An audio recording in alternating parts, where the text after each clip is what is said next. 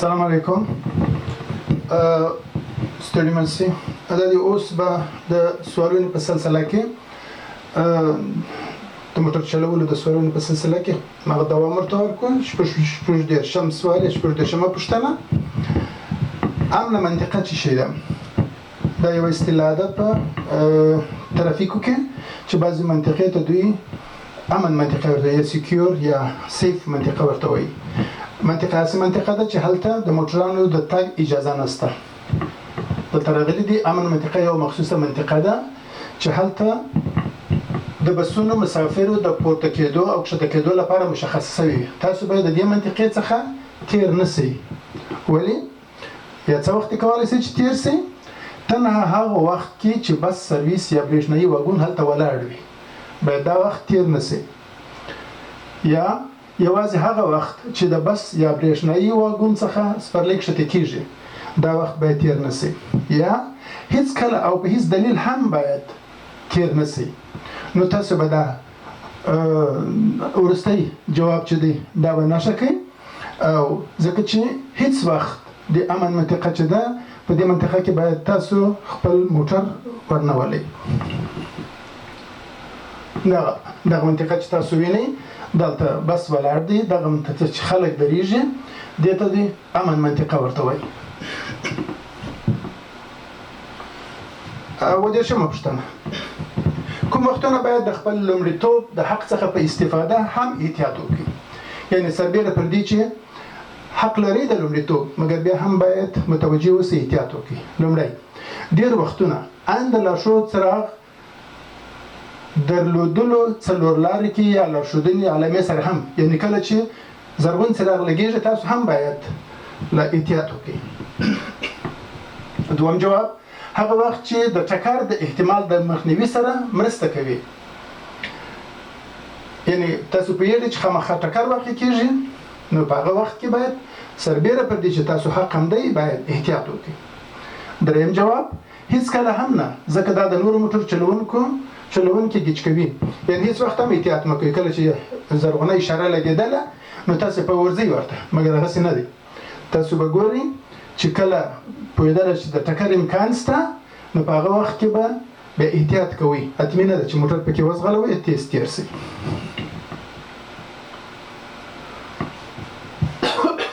دا یو علامه ده، یو مثلث ډوله نارنجي سره نښه تل دا معنا لري چې دغه علامه که تاسو د موټر پر شا باندې ولیدله چې په موټر په شا باندې نصب شوې وه هغه څه معنا لري؟ لومړی جواب: نقلیه وسیله د تېرېدو د لومړیتوب حق لري. دوم جواب: ورتلونکې نقلیه وسیله د تېرېدو په حال کې ده. دریم جواب: د ساختمان یا تعمیرونو جوړولو منطقه ده. نو تاسو به په دې باندې وپوهېږئ چې دغه علامه، دغه نارنجي علامه چې د هر موټر په شا لګېدلې وه دا موټر اصلا د نقلیه وسیله ده چې د تېرېدو په حال کې ده. یعنې که ته غواړې په دې نقلیه پسې روان یې نو ته دا تمه مه کوه چې دا موټر به تېز ولاړ شي ته به تېز شي. ته خپله غم مه وخوره، پر هره لار چې تېرېږي یا هر رقم چې کېږي دا به دغسې ورو ورو روان وي. نهه-دېرشمه پوښتنه: خپل د موټر سترګه کوهونکی د بریک یا بیړني پیښې څراغونه ولګوئ که چیرې لازم. جوابونه یې: ولې ولګوئ؟ که چیرې لازم وي تاسو نورو موټر چلوونکو ته د وړاندې پیښې په هکله خبرداری ورکړئ. ستاسې موټر یو ځای خراب شوی دی، ولاړ دی، خبره ده، نو تاسو به هلته دغه اشاره والا چې دي چې لګېږي مړه کېږي ډبل اشارې هغه څراغونه به ولګوئ چې تر څو شاته موټران چې راځي هغه په دې وپوهېږي چې دا موټر خراب دی، پرابلم ورته پېښ دی، نو هغه به ستاسو څخه خپله لاره واړوي. دوم: تاسو په موقت ډول د ترافیک پر لیک ولاړ یاست او په بار اخیستلو اخته یاست. تاسو یو ځای پر موټر پر سړک درولی دی، غواړئ بار پورته کوئ یا شی پورته کوئ نو دا څراغونه ولګوئ، دا اجازه نه لري. دریم جواب: د توقف له ځایه شاته کېږئ. کله کله موټر درولی دی او غواړئ شاته ولاړ شئ خو دا اشارې لګوئ چې څوک مو وویني. دلته هم اجازه نشته، په دې کې هم نشته، فقط چې کله تاسو غواړئ شاته موټر چلوونکو ته خبر ورته ورکړئ چې زما موټر خراب دی زه نشم تللی، تاسو خپل غم وکړئ. هغه وخت اجازه لرئ چې تاسو دغه څراغونه ولګوئ. څلوېښتمه پوښتنه: تاسو د موټر چلولو په حال کې یاست، ستاسو کیڼ لاس ته د مخامخ نه موټران را روان دي او ښی لاس ته مو لاین موټران پارک شوي دي تاسو به د خپل موټر شټرینګ په کوم خوا کوئ یعنی تاسو په موټر پر لین پر سړک روان یاست ښی خوا ته مو وکتله چې موټران پارکینګ ولاړ دي ډېر موټران پارکینګ دي او د کیڼ خوا ته هم د مخامخ څخه موټران در باندې را روان دي نو په دې صورت کې تاسو به اول د حرکت په حال کې موټرانو خوا ته وګرځوئ یعنی شټرینګ به دغه موټران چې د هغې خوا در باندې را روان دي د هغوی خوا ته وګرځوئ یو جواب دوم جواب د پارک شوي موټرانو په لورې وګرځوئ یعنی د موټران چې پارک شوي دي د دوی خوا ته خپل موټر نږدې کړئ شټرینګ دې خوا ته وګرځوئ دریم جواب د حرکت په حال کې موټرانو او پارک شوو موټرانو ترمنځ یې وساتئ دغه جواب یې صحیح دی تاسو به خپل شټرینګ نه ښی خوا ته کوئ او نه کیڼ خوا ته به کوئ تاسو به شټرینګ سیده په دې منځ کې روان یاست چې نه د ښی موټرانو سره ټکر شي او نه د کیڼو موټرانو سره ټکر شي یو 40مه پوښتنه